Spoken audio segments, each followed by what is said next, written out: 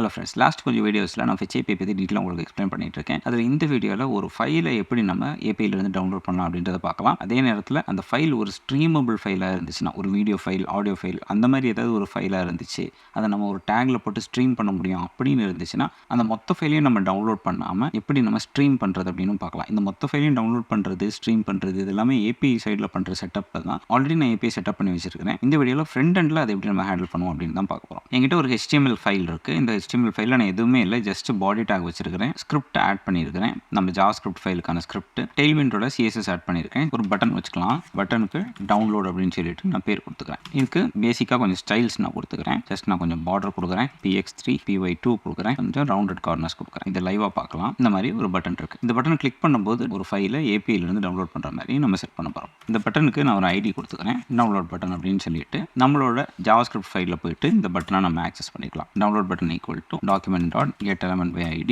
Of இந்த மாதிரி get பண்ணிக்கலாம். இனி இந்த டவுன்லோட் பட்டன் இருக்கு இல்லையா, அது கூட ஒரு ஈவென்ட் லிஸ்னரை ஆட் பண்ணுவோம். Add event listener of click அப்படின்ற ஈவென்ட் லிஸ்னர். இதை ஆட் பண்ணிட்டு நம்ம என்ன சொல்கிறோம்னா, இந்த பட்டனை யாராவது கிளிக் பண்ணாங்கன்னா இந்த ஃபங்க்ஷனை கால் பண்ணி விட்டுரு அப்படின்னு சொல்லி நம்ம இன்ஃபார்ம் பண்ணுறோம். இங்கே இந்த ஃபங்க்ஷனை அனானிமஸாக நம்ம எழுதணும் அப்படின்னாலும் எழுதலாம். தனியாக ஒரு ஃபங்க்ஷனாக எழுதிட்டு அந்த ஃபங்க்ஷன் நேம் இங்கே கொடுக்கணுன்னாலும் கொடுத்துக்கலாம். நம்ம இப்போ தனியாக ஒரு ஃபங்க்ஷனாக எழுதுவோம். ஸோ இதை நான் இப்படி இங்கேருந்து ரிமூவ் பண்ணிடுறேன். கீழே டவுன்லோட் அப்படின்னு சொல்லிட்டு ஒரு ஃபங்க்ஷனாக நம்ம எழுதிக்கலாம். இந்த ஃபங்க்ஷனோட ரெஃபரன்ஸை நம்ம இங்கே இந்த மாதிரி கொடுத்துக்கலாம். இங்கே நம்ம ரெஃபரன்ஸாக கொடுத்துருக்கோம், அதனால தான் ஓப்பன் க்ளோஸ் ப்ராக்கெட் கொடுக்கல. இதை கிளிக் பண்ணும்போது அந்த ஃபங்க்ஷனை அதுவே கால் பண்ணிக்கும். ஸோ இந்த ஃபங்க்ஷன் எக்ஸிக்யூட் ஆகும். இப்போ இது ஒழுங்காக ஒர்க் ஆகுதான்னு சொல்லிட்டு பார்க்கலாம். ஜஸ்ட் நான் console.logல டெஸ்ட்னு சொல்லி கொடுக்குறேன். இதுக்கு பின்னாடி ஃபங்க்ஷன்ற கீவேர்ட் கொடுக்கல, அது கொடுத்துக்கலாம். இங்கே போய்ட்டு இன்ஸ்பெக்ட் கொடுத்துக்கிறேன், கன்சோல் கொடுத்துட்டு டவுன்லோட் கிளிக் பண்ணுறேன். பார்த்தா டெஸ்ட் வருது. ஸோ இந்த ஃபங்க்ஷன் இப்போ கால் ஆகுது. இதுக்குள்ளே நம்ம ஃபெச் ஏபிஐ கால் எழுதலாம். ஆல்ரெடி நம்ம ஏபிஐக்கான URL நான் இங்கே ஆட் பண்ணி வச்சிருக்கிறேன். இந்த URL தான் ஏபிஐயை நான் ஹோஸ்ட் பண்ணியிருக்கேன். ஸோ இந்த URL ஸ்லாஷ் ஏபிஐயோட ஒரு எண்ட் பாயிண்ட்ஸையும் நம்ம ஆக்சஸ் பண்ணலாம். இந்த பர்டிகுலர் வீடியோவுக்கு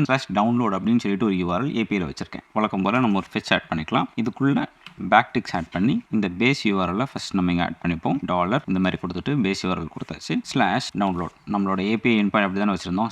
/API/டவுன்லோட் இங்கே பார்த்தோம்னா ஆல்ரெடி இங்கே /API இருக்குது, அது கூட /டவுன்லோடை நான் இங்கே ஆட் பண்ணிட்டேன். இனி இது கூட நான் பேக்கெண்டில் ஒரு ஆத்தரைசேஷன் செட்டப்பும் வச்சிருக்கேன். அதாவது இந்த ஏபிஐ ஆக்சஸ் பண்ணுறவங்க ஒரு ஆத்தென்டிகேட்டட் யூஸராக இருந்தால் மட்டும்தான் அவங்களுக்கு இந்த ஃபைலை டவுன்லோட் பண்ண கொடுக்கணும்னு சொல்லிட்டு நான் பேக்கெண்டில் செட் பண்ணியிருக்கேன். ஸோ ஆத்தென்டிகேஷன் எப்படி நடக்கும்? ஜென்ரலாக நம்ம ஃபஸ்ட்டு ஒரு அப்ளிகேஷன் யூஸ் பண்ணும்போது யூசர் நேம் பாஸ்வேர்டு கொடுத்து லாகின் பண்ணுவோம். ஸோ ஏபிஐ என்ன பண்ணும், இந்த யூசர் நேம் பாஸ்வேர்டை ரிசீவ் பண்ணிட்டு அந்த யூசர் நேம் பாஸ்வேர்டு கரெக்டான செக் பண்ணி நமக்கு ஒரு டோக்கன் கொடுத்துரும். அந்த டோக்கனை நம்ம ஃப்ரண்ட் எண்டில் வச்சுக்கணும். அந்த டோக்கனுக்கு ஒரு வேலிடிட்டி பீரியட் இருக்கும், 15 minutes அந்த மாதிரிலாம் இருக்கும். அந்த டைமுக்குள்ள அந்த டோக்கனை நம்ம எப்போ வேணாலும் பேக் எண்டுக்கு அனுப்பி யூஸ் பண்ணிக்கலாம். இப்போ நான் என்ன பண்ணியிருக்கேன், அதை சிமுலேட் பண்ணுற மாதிரி டோக்கன் அப்படின்ற வேரியபிளில் ஹார்ட் கோடடாக சும்மா ஒரு டோக்கன் செட்டப் பண்ணி வச்சிருக்கேன். பேக் எண்ட்லையும் இதே டோக்கனை தான் நான் எக்ஸ்பெக்ட் பண்ணுறேன். நான் இப்போ ரியலாக ஆத்தென்டிகேஷன் இம்ப்ளிமெண்ட் பண்ணாதனால ஒரு ஃபேக்காக இந்த மாதிரி செட்டப் பண்ணி வச்சிருக்கேன். இப்போ நம்ம என்ன பண்ண போகிறோம்னா, இந்த ஃபெச்சை கால் பண்ணும்போது நம்ம ஆல்ரெடி ஆத்தென்டிகேட் பண்ணிட்டோம் அப்படின்ற ஒரு மைண்ட் செட்டில் இந்த டோக்கனையும் சேர்த்து அனுப்பணும். ஏபி இந்த டோக்கனை வெரிஃபை பண்ணிட்டு நம்ம உண்மையிலே கரெக்டான ஆளான்னு செக் பண்ணிட்டு தான் நம்ம ஃபைலை டவுன்லோட் பண்ண கொடுக்கும். ஸோ அதை நம்ம இங்கே பண்ணலாம். ஸோ இங்கே என்ன பண்ணுறேன், இந்த மாதிரி கொடுத்துட்டு ஃபர்ஸ்ட் மெத்தட் பாஸ் பண்ணலாம். மெத்தட் நான் பேக் எண்டில் கெட்டாக தான் வச்சிருக்கேன். ஸோ கெட் அப்படின்ற மெத்தட் நான் கொடுத்துக்கிறேன். மெத்தட்ஸ் பற்றி தெரியாதுன்னா இதுக்கு முந்தின வீடியோவில் ஃபெச் ஏபிஐ பற்றி டீட்டெயிலாக எக்ஸ்பிளைன் பண்ணியிருந்தேன், அதை நான் எக்ஸ்பிளைன் பண்ணியிருக்கேன். ஓகே, இது கூட ஹெட்டர்ஸ் ஆட் பண்ணணும். ஹெட்டர்ஸில் தான் நம்ம ஜென்ரலாக ஆத்தரைசேஷன் ஹெட்டர் கொடுப்போம் இல்லையா. ஸோ ஹெட்டர்ஸ் ஆட் பண்ணி, ஹெட்டர்ஸ்ன்றது ஒரு ஆப்ஜெக்டாக இருக்கும், அதுக்குள்ள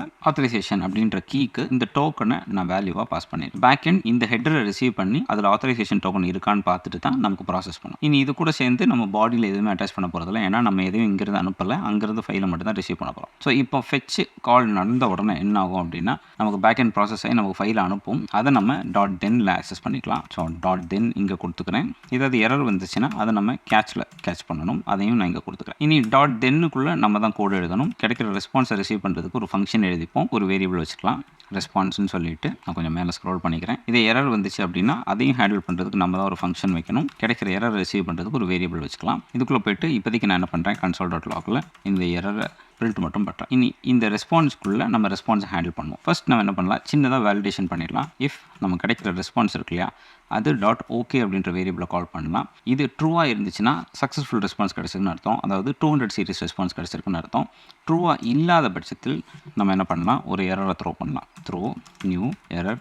இந்த ரெஸ்பான்ஸ்லேருந்து கிடைக்கிற எரரையும் நம்ம ஹேண்டில் பண்ணி யூஸ் பண்ணிக்க முடியும். இப்போதைக்கு நான் சும்மா சம் எரர் அப்படின்னு சொல்லி கொடுக்குறேன். இப்போ சப்போஸ் இதை தாண்டி கீழே போயிட்டோம் அப்படின்னா நமக்கு சக்ஸஸ்ஃபுல் ரெஸ்பான்ஸ் கிடச்சுன்னு அர்த்தம், அதாவது இந்த இஃப் கண்டிஷனுக்குள்ளே போகணும்னு அர்த்தம். இனி நம்ம ப்ராசஸ் பண்ணலாம். ஒரு ஃபைலை நம்ம ஃப்ரண்ட் எண்டில் எக்ஸ்பெக்ட் பண்ணுறோம், டவுன்லோட் பண்ணுறதுக்கு ஒரு ஃபைலை எக்ஸ்பெக்ட் பண்ணுறோம் அப்படின்னா அதோட ரெஸ்பான்ஸ் டைம் blob அப்படின்ற டைப் டைப்பில் தான் மேக்ஸிமம் இருக்கும். இங்கே நம்ம அதை ஒரு பிளாபாக தான் ரிசீவ் பண்ணணும். ஜென்ரலி நம்ம இதுக்கு முன்னாடி வீடியோஸ்லாம் ஜேசன் அப்படின்னு பார்த்தோம் இல்லையா? ஒரு ஆப்ஜெக்ட் ஸ்ட்ரிங் ஃபார்மேட்டில் அனுப்பினோம்னா ஜேசன், ஒரு ஃபைலை நம்ம அங்கேருந்து ட்ரான்ஸ்ஃபர் பண்ணும்போது ஒரு பிளாபாக தான் நம்ம ரிசீவ் பண்ணுவோம். அந்த பிளாபை நம்ம ஹேண்டில் பண்ணுறதுக்கு எப்படி ஹேண்டில் பண்ணணும் அப்படின்னா, இந்த ரெஸ்பான்ஸ் இருக்கு இல்லையா, அதுக்குள்ள எப்படி ஜேசனை ஹேண்டில் பண்ணுறதுக்கு ஜேசன் ஒரு ஃபங்க்ஷன் இருந்துச்சோ அதேமாதிரி பிளாபை ஹேண்டில் பண்ணுறதுக்கு பிளாப்னு சொல்லிட்டு ஒரு ஃபங்க்ஷன் இருக்குது. இது ஒரு அசிங்க்ரனஸ் ஃபங்க்ஷன். இதை கவர் பண்ணால் பாருங்கள், இது ஒரு ப்ராமிஸ் ரிட்டர்ன் பண்ணுது. ஸோ அங்கேருந்து டேட்டாவை நமக்கு எடுத்து தர்றதுக்கு ஒரு ப்ராமிஸ் ரிட்டர்ன் பண்ணுது. ஸோ என்ன பண்ணலாம், இதுக்கு பின்னாடி அவைட் ஆட் பண்ணிவிட்டு அது ஒரு கான்ஸ்டன்ட்டில் ஸ்டோர் பண்ணிக்கலாம். இப்போ இங்கே ஒரு எரர் இருக்குது. எரர் என்னென்னா, அவைட் அப்படின்ற கீவேர்டு யூஸ் பண்ணோம்னா அது எந்த ஃபங்க்ஷனுக்குள்ளே எழுதுகிறோமோ அந்த ஃபங்க்ஷன் ஒரு அசிங்க்ரனஸ் ஃபங்க்ஷனாக இருக்கணும். கரெக்டாக இங்கே பாருங்கள், குவிக் ஃபிக்ஸ் இருக்குது. இதை கிளிக் பண்ணோன்னா ஆட் ஏசிங்னு சொல்லிட்டு இங்கே வருது. இதை கிளிக் பண்ணால் பாருங்கள், இந்த ஃபங்க்ஷனுக்குள்ளே தான் நம்ம அவைட் யூஸ் பண்ணுறோம். அதுக்கு பின்னாடி அதுவே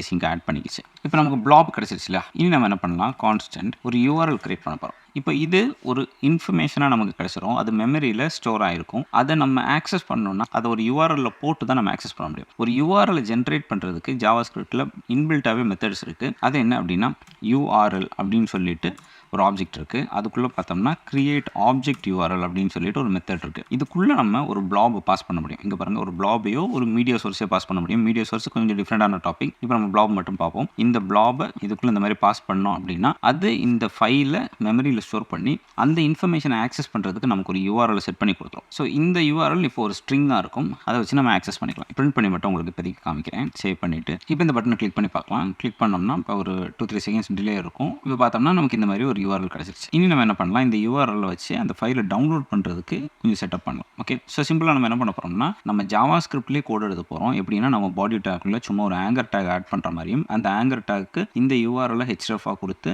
டவுன்லோட் இனிஷியேட் பண்ணுற மாதிரி செட்டப் பண்ணிவிட்டு அந்த யூஆர்எல்ல நம்ம கிளிக் பண்ணுற மாதிரி இங்கேயே கோட் எழுதிடலாம். எதுவுமே நம்ம மேனுவலாக பண்ண போகிறதில்ல, எல்லாமே கோடே பண்ணும். பட் இங்கேயே நம்ம அதுக்கெல்லாம் கோட் எழுத போகிறோம். இது சிம்பிள் தான். இப்போ நம்ம பண்ணும்போது உங்களுக்கு புரிஞ்சிடும். ஸோ ஜஸ்ட் என்ன பண்ணுறேன், ஒரு வேரியபிள் கிரியேட் பண்ணிக்கிறேன், ஆங்கர் டேக்னு சொல்லிட்டு ஈக்குவல் டு நம்ம என்ன பண்ணலாம், டாக்குமெண்ட் டாட் கிரியேட் எலமெண்ட்ஸ்னு சொல்லிட்டு நம்ம முன்னாடி பார்த்துருப்போம். இதுக்குள்ளே நம்ம ஒரு ஆங்கர் டேக் இந்த மாதிரி கிரியேட் பண்ணிக்கலாம். இந்த ஆங்கர் டேக் இருக்கு இல்லையா, அதோட ஹெச்எஃப் ஈக்குவல் டு நம்மளோட இந்த யூஆர்எல்னு கொடுத்துடலாம். அப்புறம் இதை டவுன்லோட் பண்ணும்போது ஃபைலுக்கு ஏதாவது ஒரு நேம் கொடுக்கணும் இல்லையா, அந்த நேமை கொஞ்சம் நேரத்தில் நம்ம வேறு விதமாக ஆக்சஸ் பண்ண முடியும். அது எப்படின்னு சொல்லிட்டு காமிக்கிறேன். இப்போதைக்கு சும்மா ஒரு பேர் கொடுத்துக்கலாம். அந்த ஆங்கர் டேக் டாட் டவுன்லோட் அப்படின்னு சொல்லிட்டு ஒரு ப்ராப்பர்ட்டி இருக்கும் ஆங்கர் டேக்கில். அதுக்கு நம்ம ஏதாவது ஒரு வேல்யூ கொடுத்துக்கலாம். இப்போ எக்ஸாம்பிளுக்கு டெஸ்ட் டாட் MP4னு கொடுக்குறேன். நான் ஒரு வீடியோ தான் பின்னாடி இருந்து அனுப்புகிறேன். ஸோ எனக்கு ஃபைலோட எக்ஸ்டென்ஷன் தெரியுன்றனால நான் சும்மா டெஸ்ட் டாட் MP4னு வச்சுக்கிட்டேன். கொஞ்சம் நேரத்தில் எப்படி நம்ம பேக்எண்ட்லேருந்து வர்ற டேட்டாவோட எக்ஸ்டென்ஷன்ஸை தெரிஞ்சுக்கிறதுன்னு சொல்லிட்டு உங்களுக்கு நான் சொல்கிறேன். ஸோ இது வந்துருச்சு இல்லையா? இனி என்ன பண்ண போகிறோம், நம்மளோட டாக்குமெண்ட் டாட் பாடி டாட் அதில் நம்ம என்ன பண்ண போகிறோம், அப்பெண்ட் சைல்டு கொடுத்து இந்த ஆங்கர் டேக்கை நம்ம பாடியில் ஆட் பண்ணி விட போகிறோம். ஸோ இது வரைக்கும் நம்ம ஆங்கர் டேக்கை மெமரியில் க்ரியேட் பண்ணியிருக்கோம்.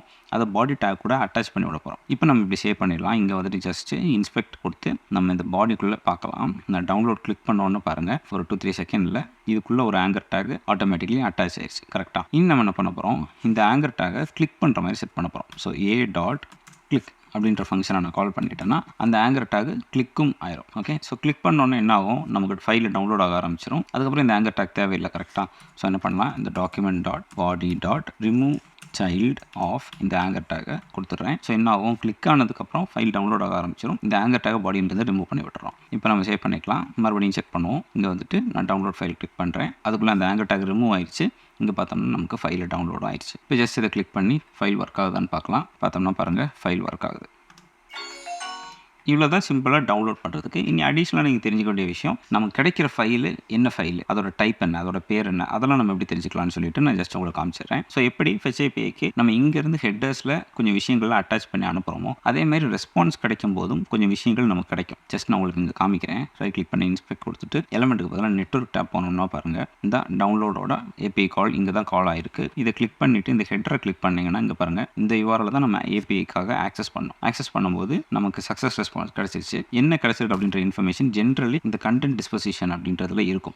இது பேக்எண்ட் APIலேருந்து செட்டப் பண்ணி அனுப்புனா மட்டும்தான் இருக்கும். ஜென்ரலி APIயில் அந்த மாதிரி தான் செட் பண்ணி அனுப்புவாங்க. APIயோட கோடை உங்களுக்கு காமிக்கிறேன். இங்கே பார்த்தீங்கன்னா பாருங்கள், ஹெட்டர்ஸை நான் செட் பண்ணுறேன். கண்டென்ட் டிஸ்போசிஷன் அப்படின்னு சொல்லிட்டு ஒரு ஹெட்டர் செட் பண்ணி நம்ம ஒரு அட்டாச் பண்ணி அனுப்ப போகிறோம். அதோட ஃபைல் நேம் வந்து இது அப்படின்னு சொல்லி இங்கிருந்து நான் அனுப்பியிருக்கேன். இந்த மாதிரி ஹெட்டர்ஸ் எல்லாம் நான் பேக்எண்டில் செட் பண்ணியிருக்கேன். இதை பற்றி நான் டீட்டெயிலாக எக்ஸ்பிளைன் பண்ணல, ஏன்னா நம்ம ஃப்ரண்ட் எண்ட் மட்டும் தான் பார்த்துட்டு இருக்கோம். நோடை பற்றி நான் ஃபியூச்சரில் வீடியோஸ் செப்பரேட்டாக போடுறேன். ஸோ நான் சொன்ன மாதிரி APIயில் அதெல்லாம் செட் பண்ணியிருக்கிறனால அந்த இன்ஃபர்மேஷனை தானே ஃப்ரண்ட் எண்டில் நம்மளால் ஆக்சஸ் பண்ணிக்க முடியும். இங்கே பார்த்தோம்னா இங்கேயே தெரியும் இந்த கண்டென்ட் டிஸ்பொசிஷன் அப்படின்ற ஹெட்டருக்கு வேல்யூ வந்து பாருங்கள் ஃபைல் நேம் ஈக்குவல் டுன்னு சொல்லிட்டு நமக்கு வேல்யூ இருக்குது. இதை தான் இப்போ நம்ம ஆக்சஸ் பண்ண போகிறோம். இங்கே அதை எப்படி ஆக்சஸ் பண்ணலாம் அப்படின்னா நம்மளோட ரெஸ்பான்ஸ் இருக்கு இல்லையா, அது பக்கத்தில் ஒரு டாட் கொடுத்தோம்னா பாருங்கள் ஹெட்டர்ஸ்ன்னு சொல்லிட்டு ஒரு ப்ராப்பர்ட்டி இருக்கும். இந்த ஹெட்டர்ஸ்குள்ளே நிறைய கீ வேல்யூ பேர்ஸ் இருக்கும். அதில் நம்ம ஒரு கீ வேல்யூ பேர் ஆக்சஸ் பண்ண போகிறோம். அதுக்கு நம்ம கெட்ன்ற ஃபங்க்ஷன் யூஸ் பண்ணலாம். இதுக்குள்ளே நம்ம கீயோட பேரை கொடுத்தோம்னா நமக்கு வேல்யூ கிடைக்கும். ஸோ கீயோட நேம் என்ன அப்படின்னா இதான் கண்டென்ட் டிஸ்பொசிஷன் அப்படின்றது தான் கீயோட நேம். ஸோ இங்கே நம்ம அதை பாஸ் பண்ணிக்கலாம். பாஸ் பண்ணும்போது நமக்கு வேல்யூ கிடைக்கும் இல்லையா, அதை நம்ம இங்கே ஸ்டோர் பண்ணிக்கலாம். கண்டென்ட் டிஸ்பொசிஷன் ஈக்குவல் டுன்னு சொல்லி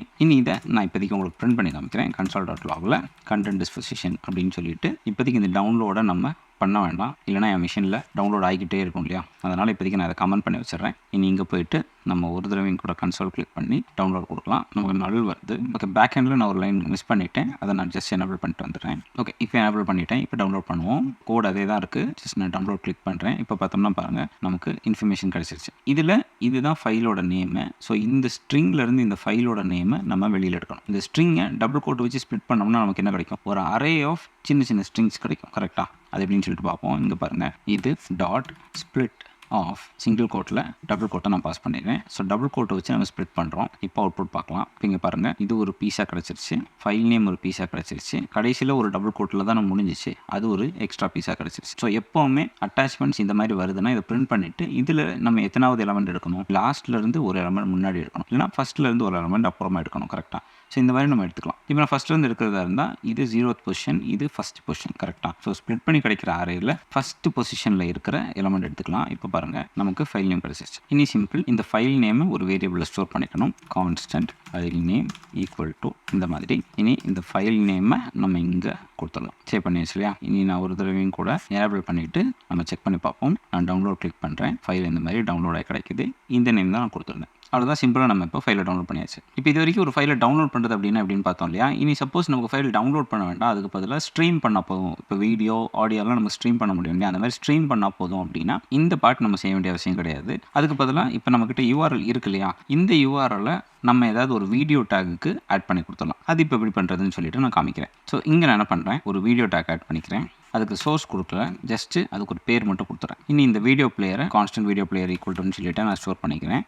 get element by ID video பிளேயரை ஆக்சஸ் பண்ணி இந்த வீடியோ பிளேயர் இருக்கு இல்லையா, அது டாட் அதோட சோர்ஸ் ஈக்குவல் டு நம்மளோட URL அப்படின்னு சொல்லிட்டு நம்ம கொடுத்துடலாம். இப்போ நம்ம சேவ் பண்ணிவிட்டு நம்ம அவுட்புட் எப்படி வருதுன்னு பார்க்கலாம். ஜஸ்ட் நான் டவுன்லோட் கொடுக்குறேன். நம்ம டவுன்லோடில் தான் அந்த ஃபங்க்ஷனை எழுதியிருந்தோம், அதனால தான் டவுன்லோட் கொடுக்குறேன். இல்லை டவுன்லோடே வேண்டாம், ஆன் லோட்லேயே பண்ணணும் அப்படின்னா இந்த டவுன்லோட் ஃபங்க்ஷனை மேனுவலி இந்த மாதிரி கால் பண்ணி விட்டுட்டு இந்த பட்டனே யூஸ் பண்ணலன்னா நமக்கு பேஜ் லோட் ஆன உடனே இந்த டவுன்லோட் ஃபங்க்ஷன் கால் ஆயிரும். அப்படியும் பண்ணிக்கலாம். இப்போ நம்ம அவுட்புட் அப்படின்னு மட்டும் பார்க்கலாம். இப்போ பாருங்கள் வீடியோ வந்துருச்சா. இந்த வீடியோ ப்ளே ஆகாமல் இருக்கு இல்லையா, அதுக்கு நம்ம என்ன பண்ணுவோம், இந்த வீடியோவோட டேகில் கண்ட்ரோல்ஸ் எல்லாம் தெரியிற மாதிரி வைக்கணும். இப்போதைக்கு இங்கே பாருங்கள், ரைட் கிளிக் பண்ணி ஷோ ஆல் கண்ட்ரோல்ஸ் கொடுத்துட்டு நான் ப்ளே பட்டன் கிளிக் பண்ணுறேன். பாருங்கள் வீடியோ ப்ளே ஆகுது. இந்த கண்ட்ரோல்ஸ் நமக்கு பை டிஃபால்ட்டாக தெரியணும்னா நம்ம இந்த வீடியோ டேக்லேயே செட் பண்ணிக்க முடியும். ஜஸ்ட் கண்ட்ரோல்ஸ்னு சொல்லிட்டு ஒரு ப்ராப்பர்ட்டி இருக்குது, அதை ஆட் பண்ணிக்கலாம். சப்போஸ் ஆட்டோ ப்ளே ஆகணும்னா ஆட்டோ ப்ளே அப்படின்னு சொல்லிட்டு ஒரு ப்ராப்பர்ட்டி இருக்குது, அதை ஆட் பண்ணிக்கலாம். இப்போ அது ரெண்டையும் ஆட் பண்ணிவிட்டு நான் டவுன்லோட் கொடுக்குறேன்.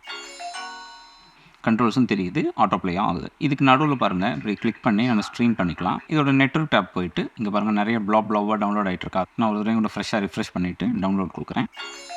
பாருங்கள் வீடியோ ப்ளே ஆக ஆரம்பிக்குது. இதில் பார்த்தோம்னா பாருங்கள் வீடியோவோட ஃபைலு ஃபுல்லாக நமக்கு டவுன்லோட் ஆகாமல் சங்காக டவுன்லோட் ஆகிட்டு இருக்குது. அதனால தான் நிறைய பிளாக்ஸ் நம்ம பார்க்குறோம். இப்போ நம்ம பாஸ் பண்ணோன்னா பாருங்கள் ஸ்டாப் ஆயிடுச்சு. நான் இப்போ ஒரு தடவை கூட ப்ளே கொடுக்குறேன். இப்போ பாருங்கள் மறுபடியும் கண்டென்ட் நமக்கு டவுன்லோட் ஆக ஆரம்பிச்சிச்சு. ஸோ அவ்வளோதான் இந்த வீடியோவுக்கு. HTTP ரிலேட்டடாக வேறு ஏதாவது வீடியோ உங்களுக்கு நான் போஸ்ட் பண்ணணும்னு நீங்கள் எக்ஸ்பெக்ட் பண்ணிங்கன்னா கீழே கமெண்ட் லீவ் பண்ணுங்கள். அதுக்கும் நான் வீடியோ ஏதாவது ப்ரிப்பேர் பண்ணுறதுக்கு பிளான் பண்ணுறேன். ஸோ இந்த வீடியோ உங்களுக்கு ஹெல்ப்ஃபுல்லாக இருக்கும்னு நினைக்கிறேன். வீடியோ பிடிச்சிருந்துச்சுன்னா மறக்காம வீடியோ லைக் பண்ணுங்கள், சேனலை சப்ஸ்கிரைப் பண்ணுங்கள். உங்கள் ஃப்ரெண்ட்ஸுக்கு இந்த வீடியோ ஷேர் பண்ணுங்கள். உங்களுக்கு நான் அடுத்த வீடியோவில் பார்க்குறேன்.